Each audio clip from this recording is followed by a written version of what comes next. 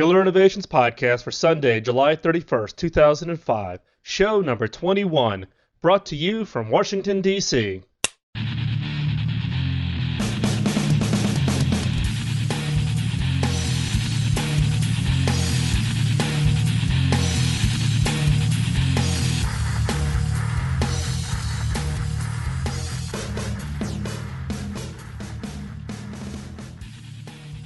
Hello, this is Phil McKinney, and welcome to this week's Killer Innovations Podcast.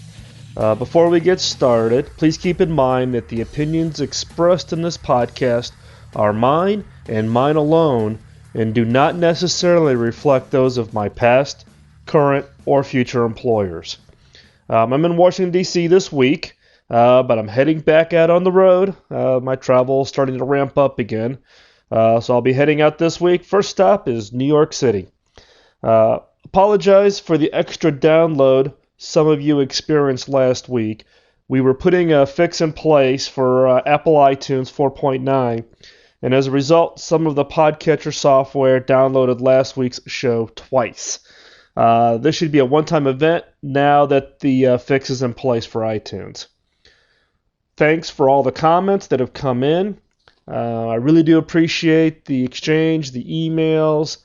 A number of you have reached out to me on Skype. Great to have those conversations. I would encourage the rest of the listeners to participate.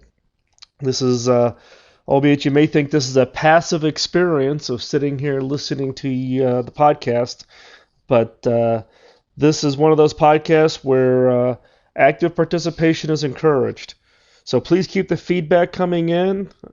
Suggestions are great. We've had some great suggestions come in over the last couple of shows with regards to the ID3 tags that are now put into the podcast to make it easier for you to search and find a specific topic within the podcast. And also participation about the topics and information that's being shared. So please continue to send those emails in. Also, please join in on the conversation on the Killer Innovation community site. If you're not familiar with it, you can go to killerinnovations.com and click on the Killer Innovation Community button. It'll say KI Community. It's on the right-hand side of the screen. I noticed that a lot of you are logging in and looking at what's being posted. Just a few or a handful of you are actually participating. Now it's the time to join in. Again, participate. That's the key here, and we will all benefit from everybody's input and everybody's ideas and everybody's lessons learned around this whole area of creativity and innovation. So please continue to send the feedback. You can reach me at podcast@killerinnovations.com, or you can call the feedback line at 1-703-636-4460, or you can Skype me at Phil_McKinney. Also, all of this contact information is on the killerinnovations.com website. It's in the upper right-hand corner. You have the feedback line, the email addresses, and the Skype address. So if you don't need to try to remember that, just go to killerinnovations.com. This week's segment 1. Over the last couple of podcasts, I've kind of mentioned it a couple times around the whole concept of open source or open source innovation. And this last week, I was really starting to dig into kind of, if I had to put together my own definition or my own characteristics of open innovation. And there are some books that are out. In fact, Henry Chesbrough has put out a book called Open Innovation, and he's put forward his ideas. But I think some of those are maybe a little constraining. I was trying to figure out a definition of a much broader concept behind open innovation. And what really caught my eye when I was doing this research over the last couple of weeks is an interesting area of what I would call emergent innovation. And emergent innovation is what I would kind of call the accidental outcome versus forcing or defining a process to create innovation. And so This week, segment one, we're going to talk about, or I'm going to share with you what I found interesting around this whole concept of emergent innovation and where I think it might lead us from the standpoint of thinking a little bit differently about innovation and structured innovation processes and methodologies and tools and those kinds of things. So when I talk about emergent innovation, what is it that I mean? What I'm talking about here is innovation that is self-forming, meaning that it just kind of emerges. It comes literally up out of the ground from the standpoint of not having been defined by a structured process. It also has the characteristics of being without clear direction, control, hierarchy. There isn't a CEO that's over this thing. And the other thing is that it serves a market or society need. It's not a hobby, it's not a social club, but this is something that's actually serving a market or a need in society. And when I was going through this research, I kind of derived out what I would call basic characteristics of emergent innovation. And in order for emergent innovation to kind of form, here are some of the things that have to exist in one form or another. One, you need to have a culture of experimentation or a culture of risk-taking. There needs to be some kind of self-organizing knowledge systems, the ability to pass information back and forth. In today's terms, we would think of those as being kind of what we would call wikis or blogs, communities, where people like-minded can come and share. Third is strong network of relationships, meaning there needs to be this kind of community of people that can be involved. It can be both an internal community, meaning inside of an organization, or inside of geography, such as inside of a country, or inside of series of communities from the standpoint of actual towns and cities, or they can be external, meaning they're far-reaching.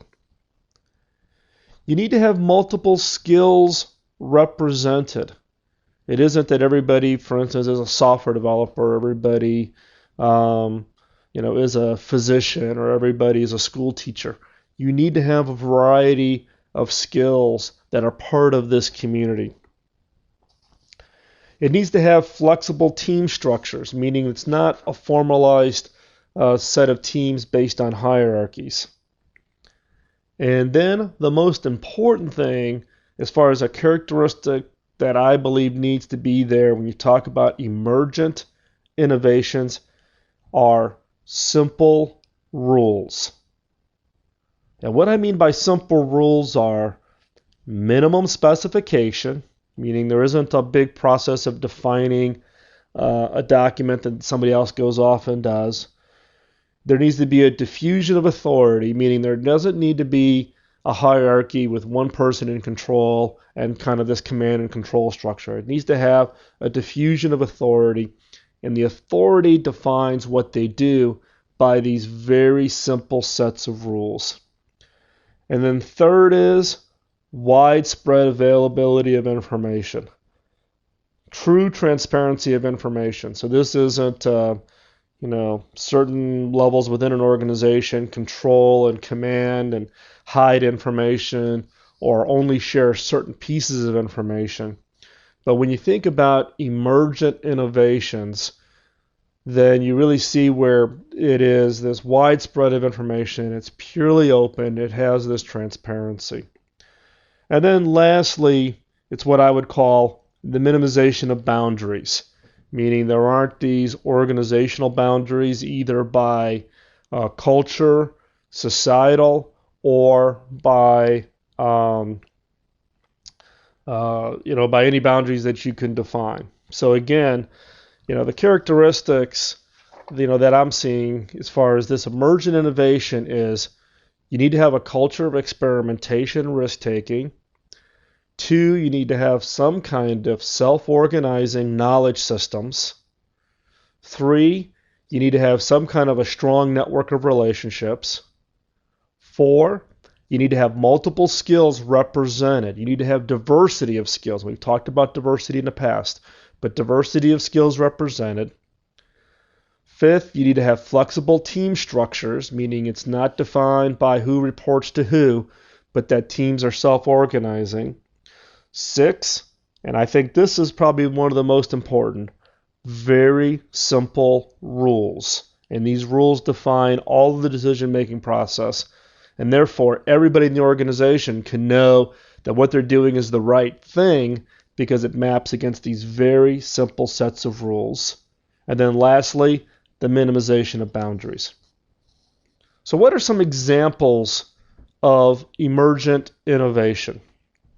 Now, one that I came across, this has got to be a couple of months ago in some articles, which is kind of what's been percolating in the back of my mind about this whole thing of this emergent innovation.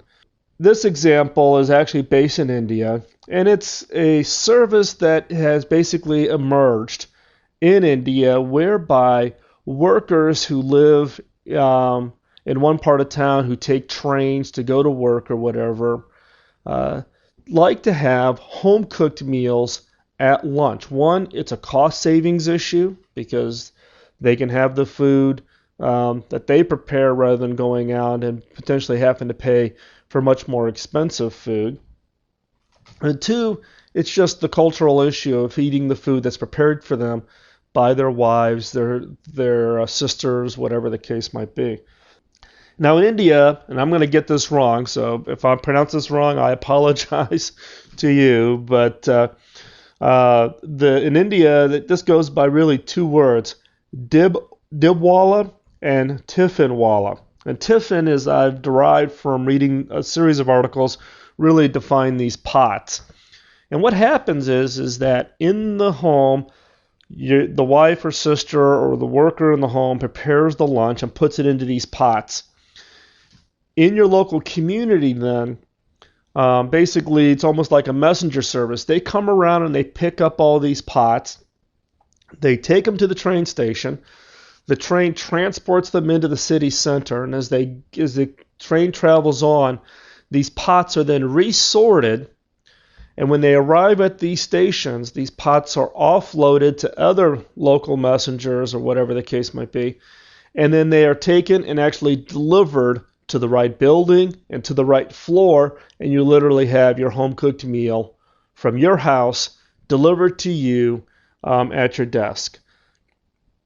Now in Mumbai, there's about 4,000 people who provide this service. These are people, kind of this emerging network that has been built up. Now this network is not something that's just come up in the last few years. It's actually been in existence for over 120 years. So this isn't something that's just a modern activity. It's been around for a significant amount of time. Now the interesting thing is that many of the people that work in delivering and providing this kind of service are illiterate. So how do they get the pots from your home to the office, to the right person at the right floor, such that that gets there on time and it gets to the right person? Well, there's a very simple coding system that, again, has emerged out of this, that has become consistent across all these people who are providing this capability. And this coding system has proven to be, one, extremely simple. Two, it can be used by people who are illiterate, because the people who are providing this service in India are illiterate. And this has proved to be so simple and so elegant that they've only had 100 complaints in 120 years. Now, think about that. 100 complaints in 120 years. And when you work out this network just in Mumbai, that works out to one complaint for every 158 million deliveries. One complaint for every 158 deliveries. Amazing. A second example of what I would call emergent innovation is here in the Washington, D.C. area. And this is with what we call slug lines. Now, it's not a great name, but it's emerged as really a solving of a problem here in the Washington, D.C. area, and that is the issue of traffic and commuting. So what are slug lines? Well, here in Washington, D.C., we have what we call HOV, or high occupancy vehicle lanes. If you drive a car and you have two or more people in your car, then you can drive in these lanes and then therefore bypass all the traffic. And so what's emerged is these lines of people that in the morning are out in the suburb areas, the towns and communities that are outside of Washington, D.C., people who are driving in who maybe they're by themselves in the vehicle, they literally get off the highway, they pull into these areas. It's these long lines of people.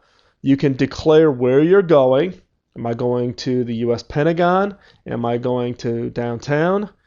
People hop into your car. You don't even know who they are. They hop into your car. You take off. You can bypass all of the traffic congestion. You can ride in these special lanes. So the person who owns the car can therefore get to work much faster. The people who hopped into the car basically get a free ride. They don't have to pay for gas or any of that. And they can get into work. And so therefore it serves, two needs. People who are looking for a low-cost alternative to commuting, and the people who are wanting to drive into work but don't want to be stuck in traffic. Now, these slug line locations have basically just emerged. One of the largest slug line areas is just outside the Pentagon. Now, after 9/11, when the Pentagon was bombed, the slug line area was actually a cordoned off area around the Pentagon. You couldn't get there.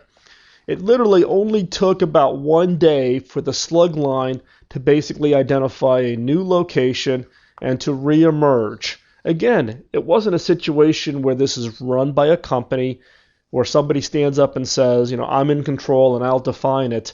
It's basically this self-emerging, self-organizing approach to innovating and solving of problems, and in this case, solving the transportation, traffic congestion problems here in the Washington, D.C. area. Now, what does this all show? In my belief, it's really proving out that emergent innovations, are there. We may not notice them right away. We may have to search for them. But it also proves out that forcing innovation, meaning you having a very forced methodology, may not always be the best approach. Now the question is can emergent innovations occur within the corporate world, or is it always driven by society needs? I believe it can exist, and I believe it does exist in the corporate world. One example that I've seen a lot of is basically in the area of business processes. How many business processes have you seen that have kind of emerged without anybody designing them?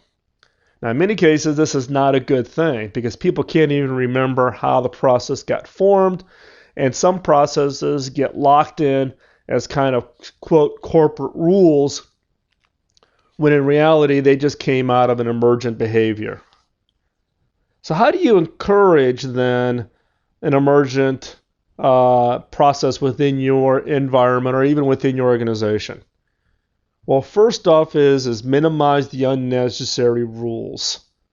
Leave enough flexibility, enough gap in the rules to make things happen. 2 is reduce or eliminate boundaries, whether those boundaries are real or artificial. People in their mind may think that there's a boundary, we can only operate in this space. You need to get people thinking that they can have impact and influence way beyond where they see their boundaries at. And then third is to identify and remove other barriers that are hampering this process. Now, this is a change for many people in management.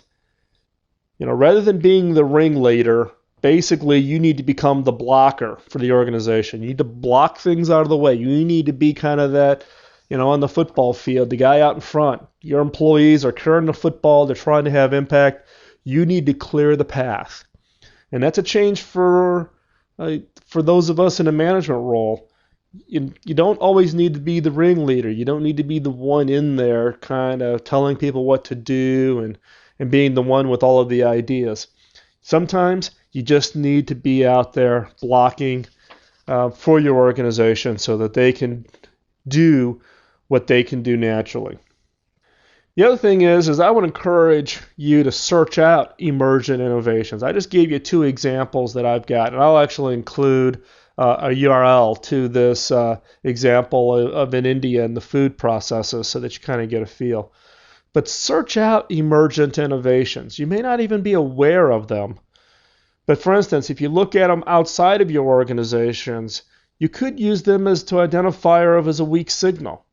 So think about it. 120 years this has been going on in India. Had you been able to identify that even 50 years ago in India, wouldn't that be the weak signal talking about food delivery? Being food delivery to your office, food delivery to your home. And 50 years ago, that didn't exist, but it's been going on for 120 years in India. Good example of searching out areas that potentially could give you ideas of new processes or even entirely new businesses that you can get into. Moving on to segment 2, weak signals. In this week, I want to talk about the use of statistics to search for patterns that could be an indicator of weak signals. This week I was going through one of my idea notebooks. Now, in my case, I have notebooks going back almost 30 years. Drives my wife absolutely bonkers from the standpoint of having these notebooks with big, large rubber bands and big crates. I've moved them all over the world with me, and I think if the house was ever catching on fire, it'd be probably after my wife and kids. It would be the next things that I would want to jump in and grab. And so I was going through one of my idea notebooks and came across a set of stats about jobs and employment that I had collected a few months back. You might find them interesting. By 2010, 80% of the labor force will be working for firms employing fewer than 200 people. At the same time, span of control will grow from 6, meaning a manager will be managing 6 people, to a manager will be managing up to 21. And basically, this is a perfect example of the elimination of middle management that is going on. Promotions will be limited.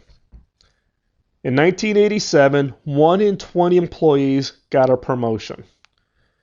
By 2008, it's going to be 1 in 50 will get a promotion. Population of the developed nations will fall from 23% of the world population in 1950 to 14% of the world population by 2050.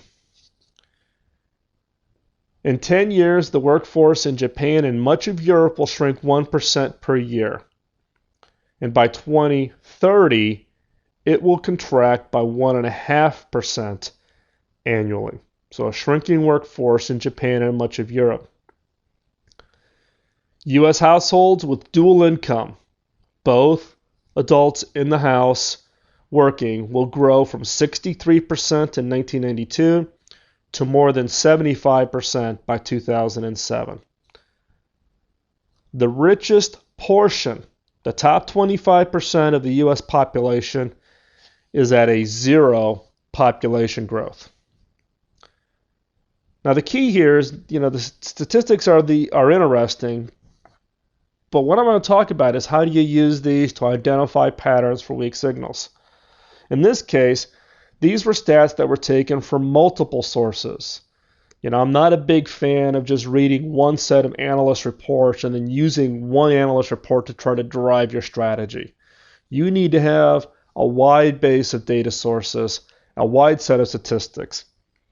The key, though, is how do you group them? In this case, these statistics were grouped around a specific topic or what I would call axes. In this case, one axis being population, the other axis being employment.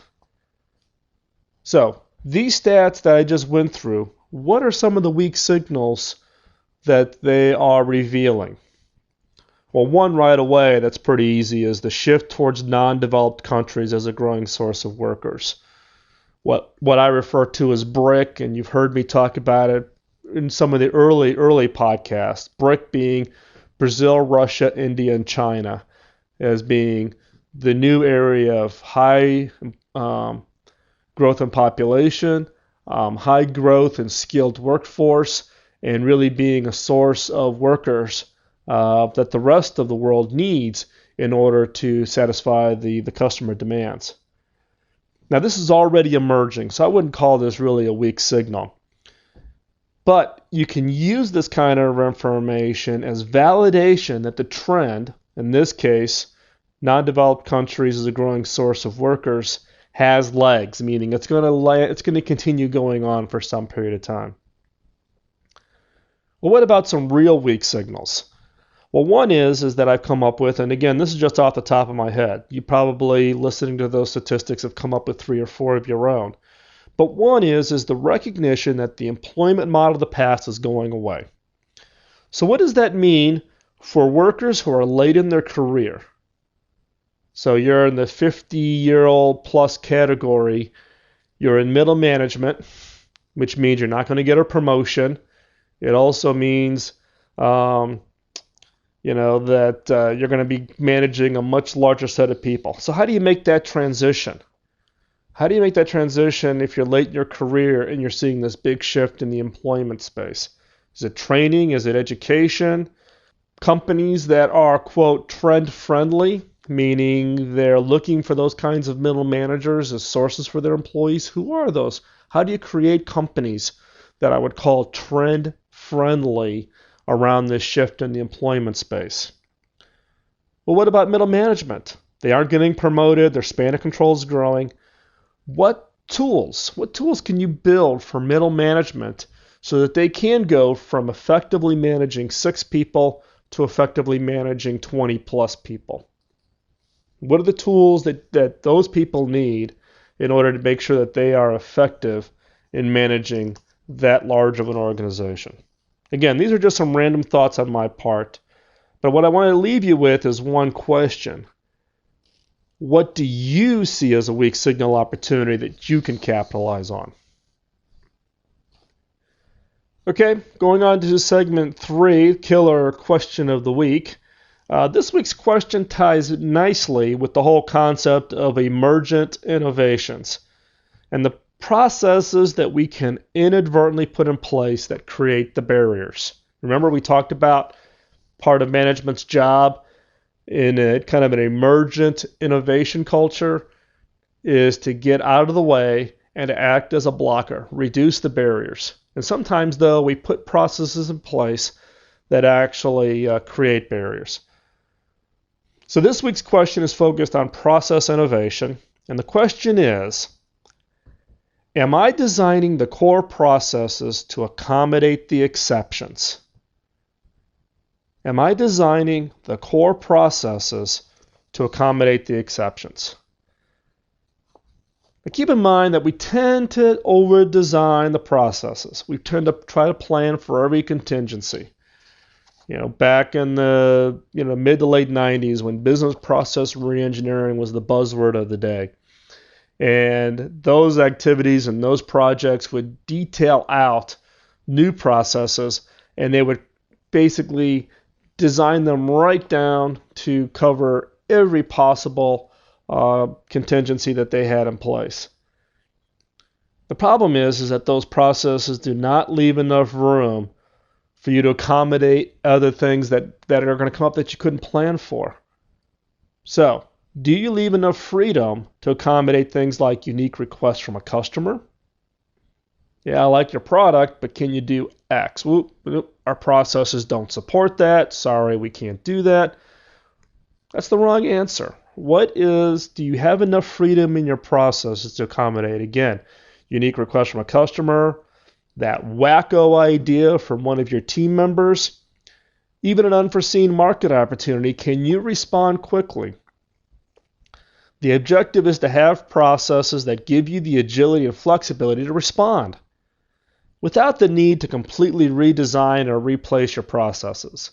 If your processes are so well defined and so ingrained with your employees that when you do have to adjust it, it is extremely disruptive to your employees. They know how to do X, they've been told to do X a certain way, and therefore, by building freedom into the processes, by simplifying these rules, you give the flexibility to your employees to respond, to find that better way to do it. If you don't define it all the way to the bottom end and let the employees, in some cases, actually fill in the gaps with their knowledge and with some very simple rules and some guidelines, you'll see some emergent innovation come out of that organization. So again, the killer question of the week: am I designing the core processes to accommodate the exceptions? And with that, thanks for listening.